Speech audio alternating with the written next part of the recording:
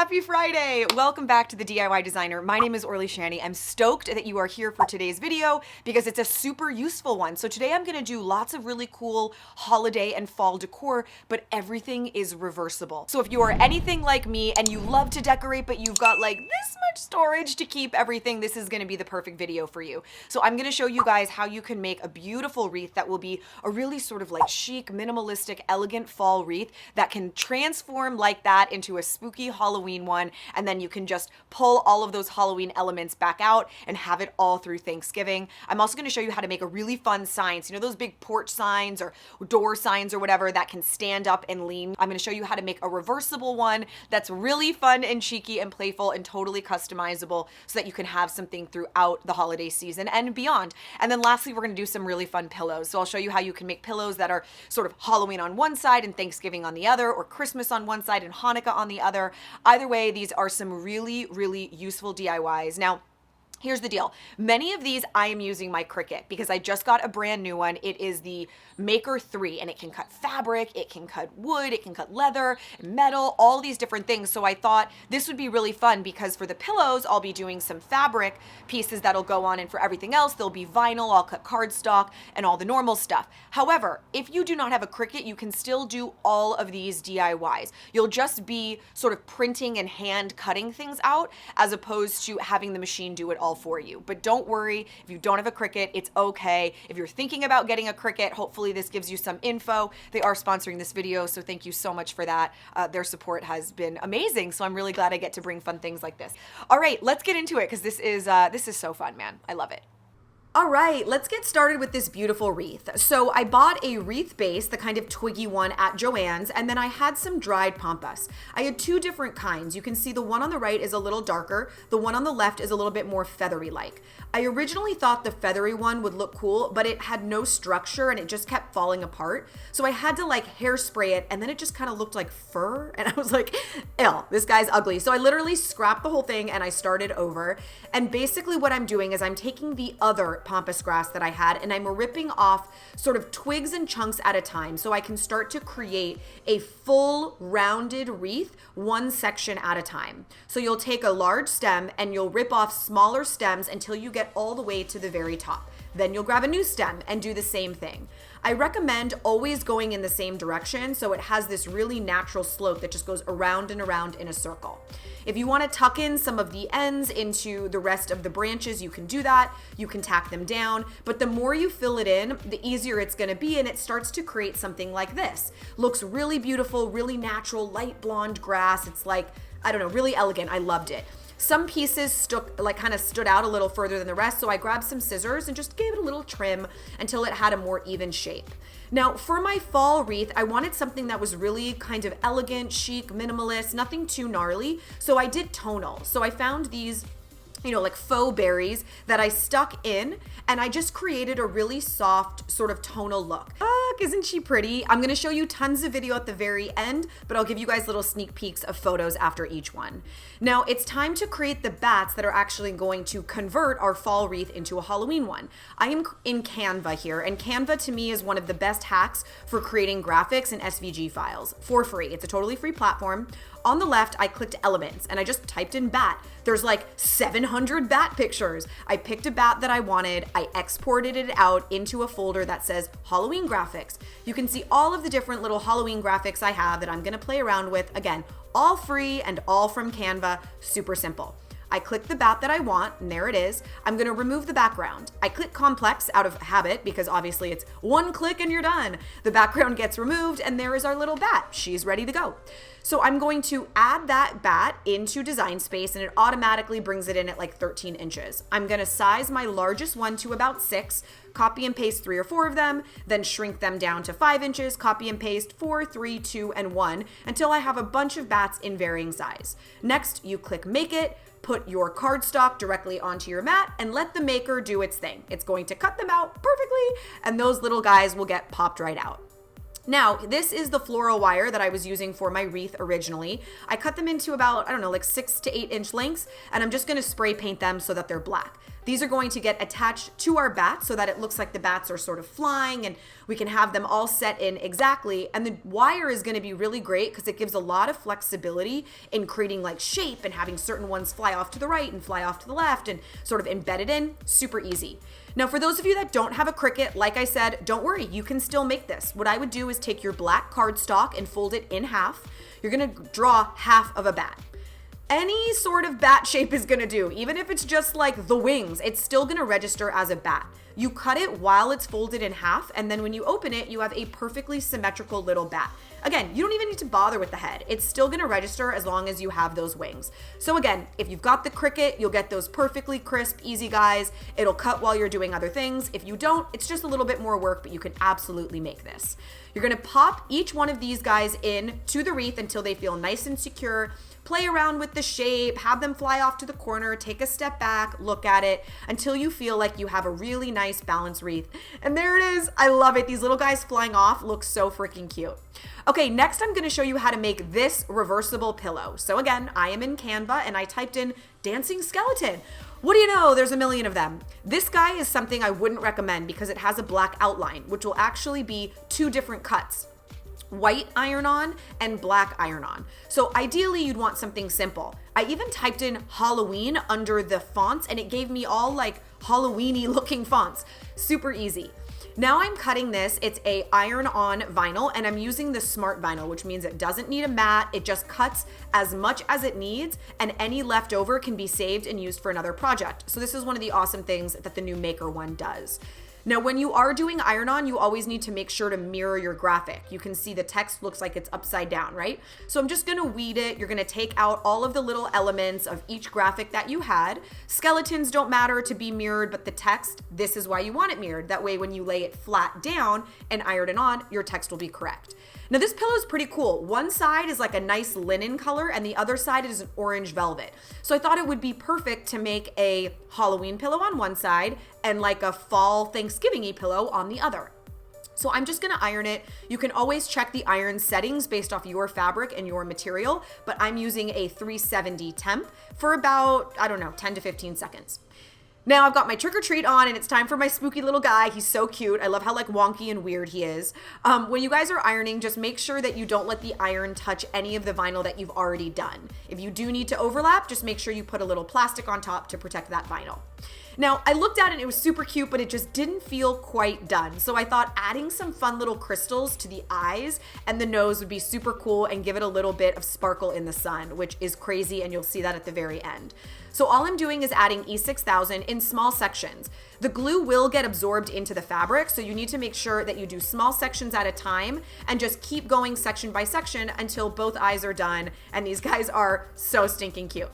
Okay, so for the other side of the pillow, it's time to actually do the Thanksgiving one. It says thankful, and I'm gonna be using fabric. I'm switching my blade to the rotary blade. So all you do is open the clamp B, pull out the fine point, which is what cuts most everything, and put in the rotary blade. The rotary blade rolls over fabric so that it doesn't shred it, which is incredible and so easy. I started off with this plaid and I didn't like it. It was just like a little bleh. So what I decided to do was get this floral fabric, and I'm actually doing something that you guys recommended to me from an older video. I don't know if you remember that bandana tee where I cut out the letters by hand. Well, someone had suggested I could use this fusible stuff, which turns it into a patch. So what I did is I ironed one side. It's called like Wonder Fuse or something. I ironed one side, it connected to the fabric, and I put it through the machine. It's cutting out the fabric plus the Wonder stuff, whatever it's called, at the same time. Now, when I pull out each letter, all I need to do is peel the backing off, and it has turned it into an iron-on patch, which is great. No fabric glue, no sewing, so totally no-sew, but really clean and crisp. You're gonna lay out all of your letters. Look how nice and perfect that is. Oh, heaven. Again, you can cut these by hand. You would just draw the letters on the back side, backwards actually, or with chalk on the front, and then cut them out by hand. But of course, if you have the Cricut, look at how nice and crisp and easy. I love it. Oh my God, I'm editing this video right now and I realized I wrote thankful. Thankful. How did I not notice? I literally didn't notice it when I was making the pillow, and I didn't notice it when I was shooting the pillow, and I didn't notice it when I was editing the pictures. Thankful. Oh my God. So I decided to also cut out little flowers just for a little extra detail. So out of the extra fabric I had, I cut some flowers, ironed those bad boys on, and you'll see in the end video, I did actually outline it with black, so it looked a little bit more crisp. Now this one I'm gonna do super fast. I thought a Hanukkah and Christmas pillow would be fun. So on one side, I did Santa and his reindeer, and on the other side, I'm doing a menorah and a graphic that says, "Let's get lit." Perfect. So I'm using the glitter iron-on. Again, remember to always mirror your graphic anytime you're doing an iron-on. I just made sure that everything was centered, even, level, and then I ironed that guy on. You're gonna iron it until it lifts evenly. If anything doesn't come off easily, you just give it a little bit more love with some more heat and you're good to go. I thought it would be really fun to add some crystals for the flames, and I could not believe it, but I happen to have yellow teardrop yellow teardrop crystals. Like, why do I have that? I don't know, but I was very happy. And wait till you see what this guy looks like in the sun. It's so pretty, it sparkles so gorgeous. Again, that'll all be at the end of the video. Alrighty, time for the last one. This is our board. Now you guys, I highly recommend this because it works all year long. You can make a sign for any occasion, any day, anything you want. I bought the widest board I could find at Home Depot. I think this was like maybe a 12-inch board, and I had them cut it to size for me. I'm using chalk paint. And what you're gonna do with chalk paint is you need to do about 3 to 4 even coats, light even coats. Once all 4 coats are dry, you're gonna prime it with chalk. You need to cover every inch of this thing in chalk so that it will function like a chalkboard and erase after every time. You're gonna wipe it off, then I use a damp cloth, and the way that it dries, this sort of like smoky look, that's how it's gonna look. So you have the option of like staining one side and chalking one side or whatever you want to do. I decided to chalk both sides, but you can do whatever you want. This is totally reversible.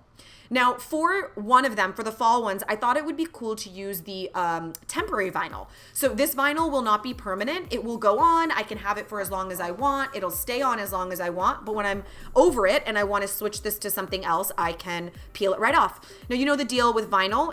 You print the vinyl, you weed it, then you use the transfer tape and you sort of squeegee the graphic onto the transfer tape. And that's how it's actually going to get applied to your whatever surface is that you're using. So you really want to take some time squeegeeing it there. Now, this graphic is so funny and so ironic because it says, "Yay, it's sweater weather." JK, this is LA. And literally as I was doing this, we were having a thunderstorm. Like the first time we've had rain in like a year. Woo! Oh, you missed it. It was all across the sky right there. That was so cool. Oh, mama. I love it. It's so fun. These kids were so excited. They're like, "It's raining." It was really funny. It was a big day. Ironic with the sign, but still quite enjoyable. All right, so guys, anyway, when you're doing this, you're gonna do the same thing. Once you've sort of squeegeed it onto the transfer tape, you then put the transfer tape directly onto your surface and you squeegee it onto your surface. Once you've done a sufficient amount of squeegeeing, it will transfer right off and you can actually just peel that tape right off. I loved the way the matte silver looked. It actually looked almost like it was chalk, which I thought was really cool. So I flipped it around. That's gonna be my fall one and you'll see that at the end. But for right now, I just grabbed some cheesecloth that I got at Joann's and I thought maybe I could make like a spooky ghost or something where the board was literally just functioning as like a stand. I started playing around. I ripped some holes to create a face and put some tape, and the kids were outside. They loved it. They were like, "Yeah, it's awesome." I wasn't super into it. When the breeze came, it was cool. But other than that, I don't know, I didn't love it. So I ended up coming up with another idea, and I thought I would do like a mummy board, like many, many mummies all sort of living inside of this little board. So I just zigzagged my fabric, and in any of the openings with some chalk, I drew on little eyes. Then obviously when this is done, all I have to do is unwrap the cheesecloth and I can just wipe those eyes off and I'll have my plain board to be used for whatever I want. Now this is another project I just wanted to show you. This was not done with a Cricut, although of course you could. These are felt sheets, and we basically traced out a skeleton. The back is black, and then a slightly smaller one with all the details in white, and I did magnets. Instead of chalk paint, I did magnetic paint. These guys are so fun, and that's another option as well. All right, you guys, well, that's it. I hope that you loved this video. Thank you so much for being here today. I hope that you enjoyed it. If this is your first video, I hope that you'll subscribe to the channel. And a reminder that I launched merch last week. Here's one of my little creator tees. I've got mugs and journals and hats and hoodies and crew necks and t-shirts and all sorts of yummy stuff. So if you didn't get your hands on some, I hope that you do. And let me know what you think. All right, you guys, have a beautiful week. I will see you here next week. Bye.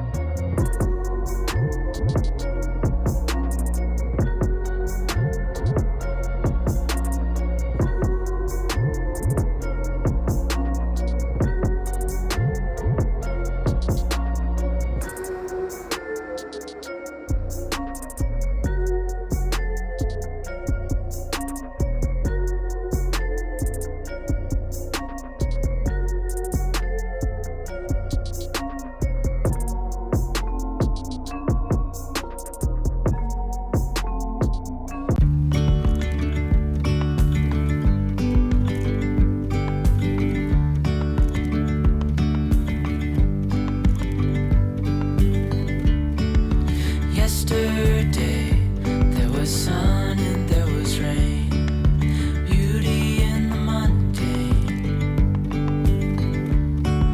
And as the light startled our eyes, we let go of disguise.